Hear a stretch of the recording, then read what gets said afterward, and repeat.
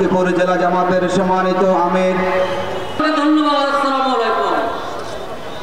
সম্মানিত উপস্থিতি, এই পর্যায়ে বক্তব্যে লক্ষ্মীপুর জেলা শাখার সংগ্রামী আমির লক্ষ্মীপুর রায়পুর আসলে অনেক কিছু করার ছিল। তিনি জীবিত থাকলে জানতে হবে। সালাম আলাইকুম। শ্রমিক কল্যাণ ফেডারেশন, লক্ষ্মীপুর জেলা শ্রমিক কল্যাণ ফেডারেশনের উদ্যোগে আয়োজিত আজকের সম্মানিত উপস্থিতি, এই পর্যায়ে হয় জীবন দিতে প্রস্তুত আছে কিনা? এই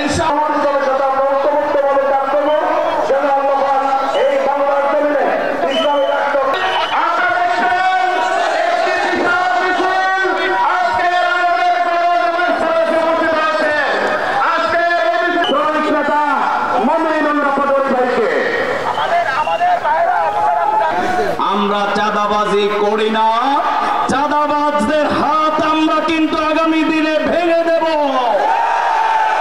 আমরা কিন্তু মানুষের অন্যায় অবিচার করি না। রিকশাওয়ালা শ্রমিকদের গায়ে যারা হাত তোলেন সেই হাত চুরমার করে দেব। আপনারা কি বাংলাদেশে ইসলাম কায়েম করতে চান? আল্লাহর আইন চালু করতে চান? তাহলে আল্লাহর পক্ষ থেকে রাষ্ট্র শক্তিকে ব্যবহার করতে হবে। আগামী জাতীয় সংসদ নির্বাচন আসছে। কোনো একটা দেশে আইন যদি চালু করতে হয় তাহলে যাই করেন না কেন আপনাকে জাতীয় সংসদে সে আইনটা পাশ করাইতে হবে। বিনা পাশে কোনো আইন বাংলাদেশে চালু হবে না। তো আল্লাহর আইনকে যদি চালু করতে হয় জাতীয় সংসদে নিয়ে যেতে হবে। আল কোরআনের আলো খালি ঘরে ঘরে জানো না, জাতীয় সংসদে জানো। আল কোরআনের আলো জাতীয় সংসদে জানো।